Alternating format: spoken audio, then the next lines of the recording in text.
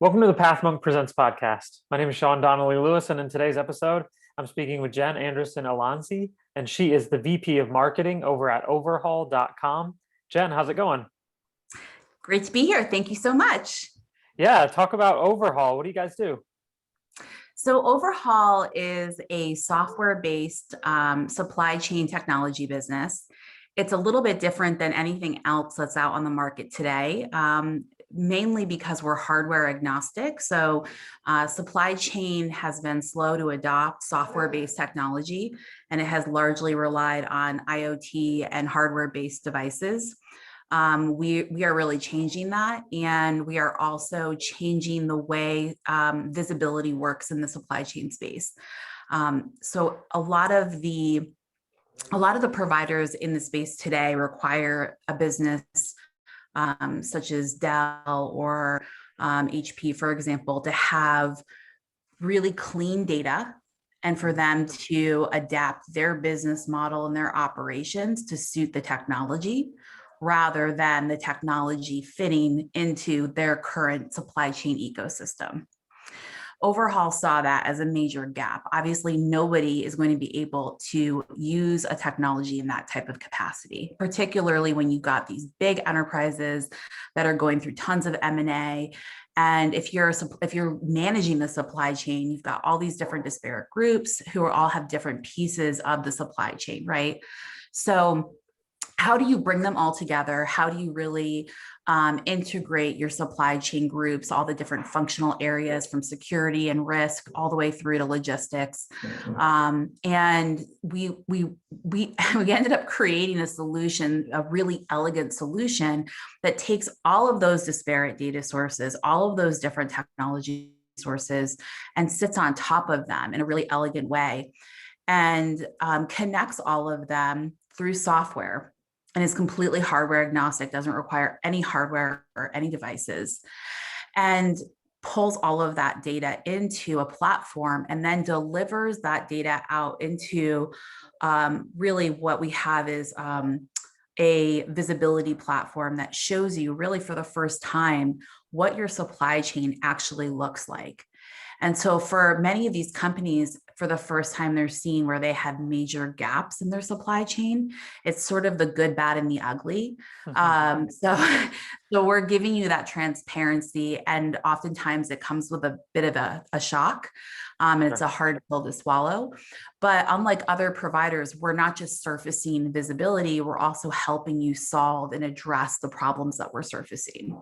So we have a managed services team that's run by Frankie Mossman, who's heavily experienced in supply chain. She comes from the buyer side. She was one of these executives. And so she's run these massive supply chain companies, and she runs our managed services team. So she will actually work with our clients and help them not only understand where there are major gaps and what's going wrong, but then helps bring them into compliance, helps them manage the supply chain, and also helps them figure out what are the areas where they have the biggest risk, how to correct that risk, and how to secure everything so that they're not losing cargo throughout the supply chain, essentially.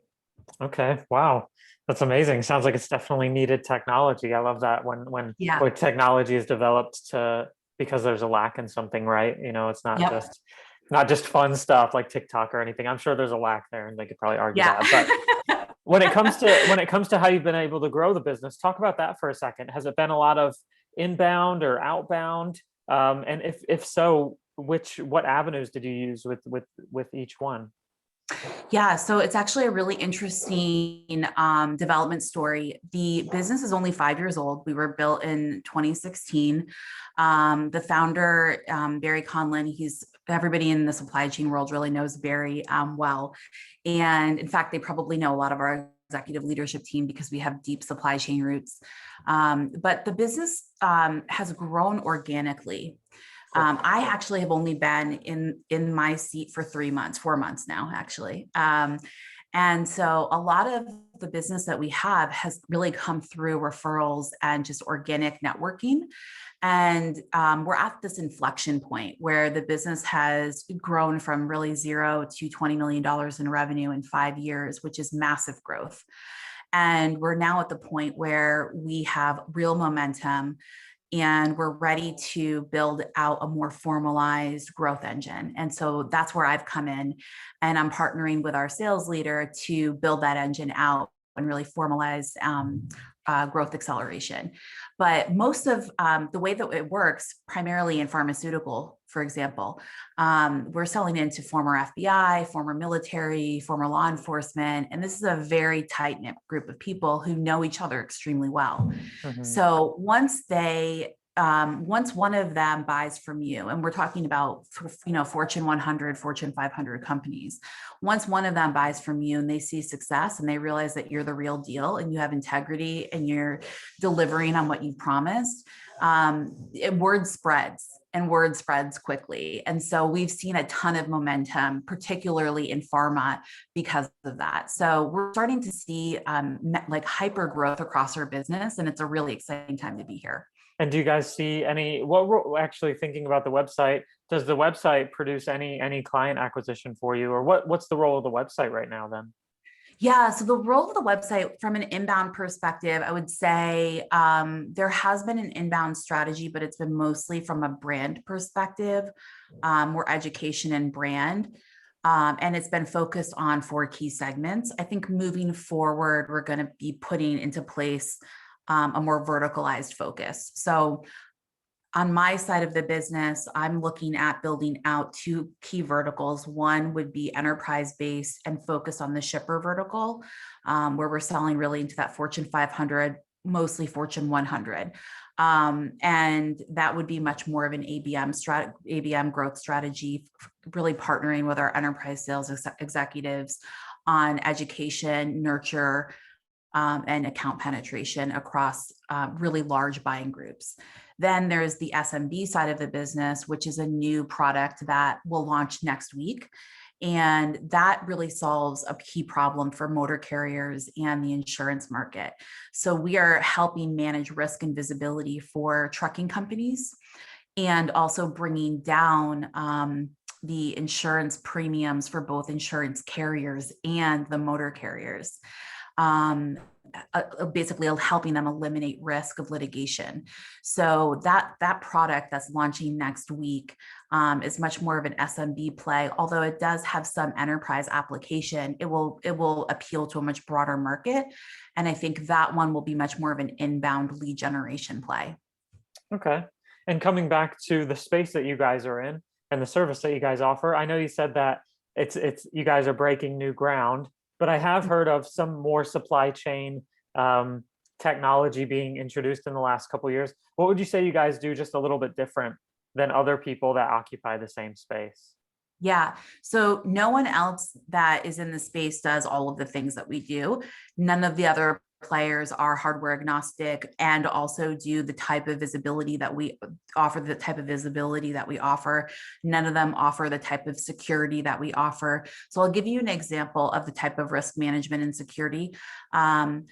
We have a product called LE Connect. So if you're a driver and you're going through a hotspot, let's say you're in Atlanta, for example, not only will we help detour you to avoid areas where there's high risk of theft and hijackings, for example, but let's say that you are actually hijacked, and let's say that your cargo is stolen. The driver can engage us in real time, and we can then engage law enforcement in real time through our partnerships with local law enforcement across the entire country. And as a result of that, we're able to recover in the high 90 percentile of lost cargo, and do that in real time because we're able to dispatch local law enforcement while these events are occurring. Very cool. I just want to get your opinion on some marketing things. You're a marketeer, and usually there's a part of the show where I just, like I said, pick your brain. So when you hear the word innovation, what would you say is the biggest challenge in marketing to innovation?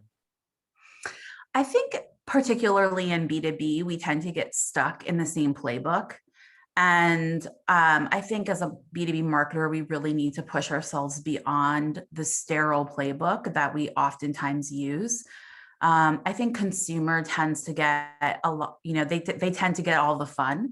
And I think B2B marketers need to embrace the B2C, the consumer playbook more often, because the truth is we're all consumers, regardless of whether you're buying enterprise technology or you're buying a pen. It doesn't matter. You're still a consumer, and you still have emotional triggers that influence your buying decision.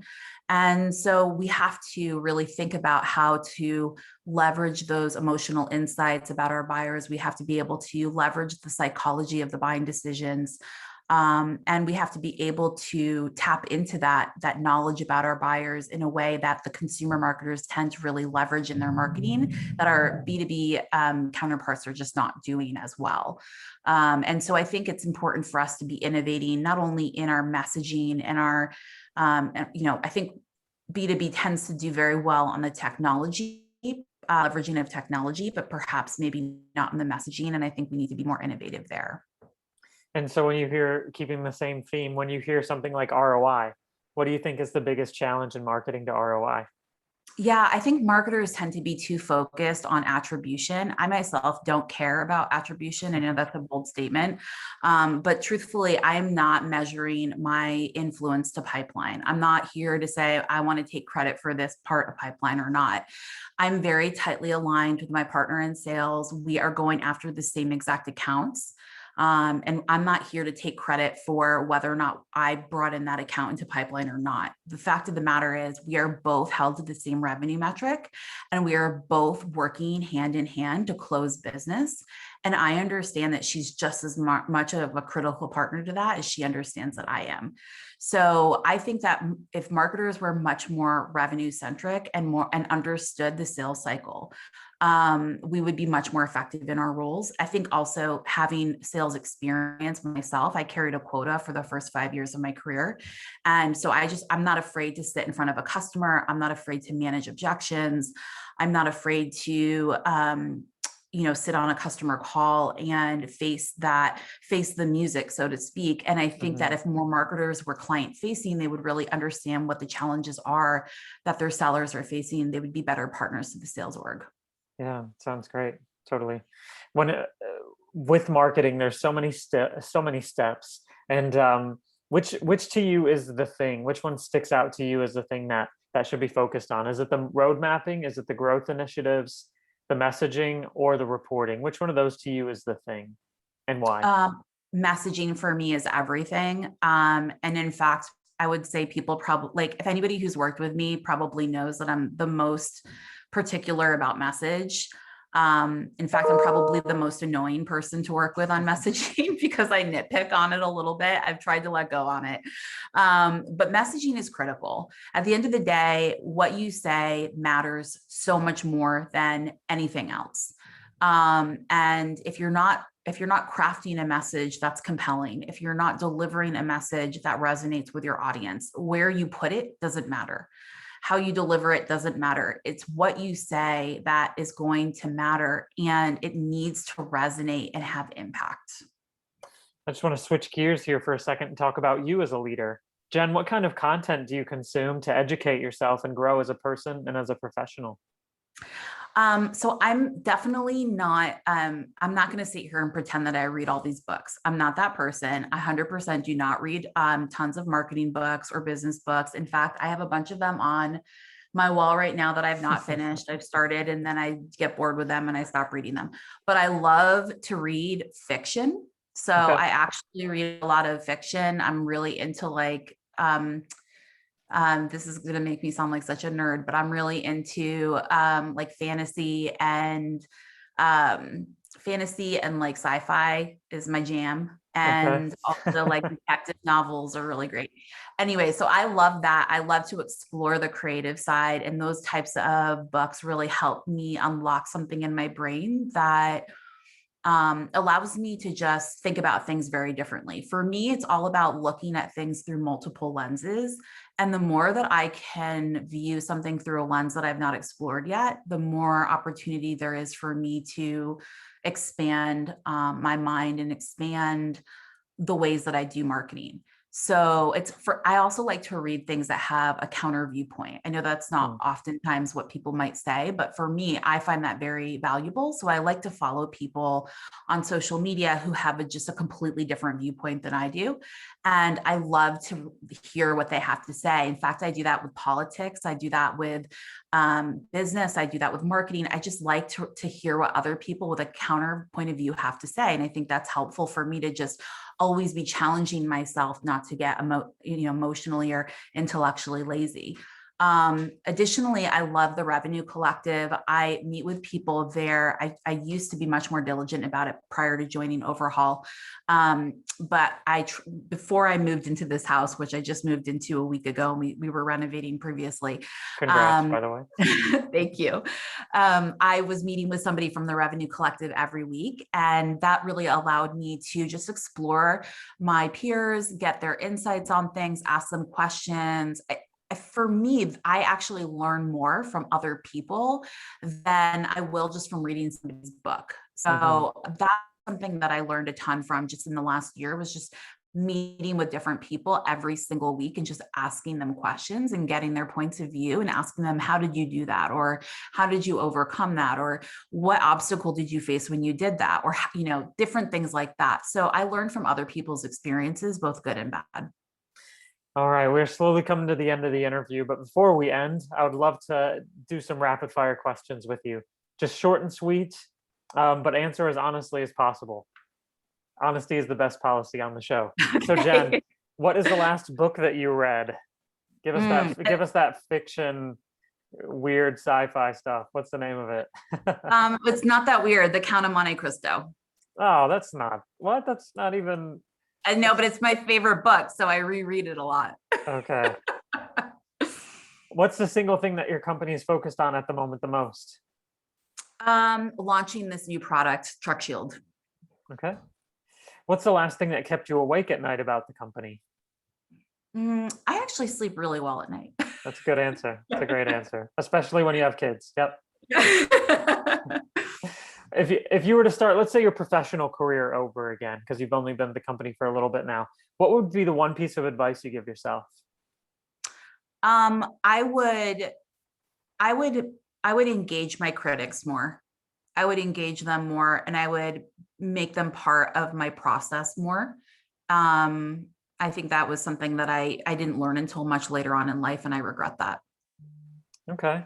All right, everyone. That was Jen Anderson-Alonzi, and you can check out all the work that they're doing at overhaul.com. Jen, thank you so much for being on the show today. Before we end, I give our guests the last word. I know it's risky, but if you feel like there's something we didn't get to, or you want to sum up everything that we talked about today, I just want to give you the last word. The floor is yours. Thank you. Yeah, if you are looking for some sort of supply chain visibility or risk management solution, please check us out. We are doing some really interesting things, and we just landed on the Gartner Magic Quadrant for the first time. You can download that at our website, over-haul.com. Thanks, Jen. Thank you.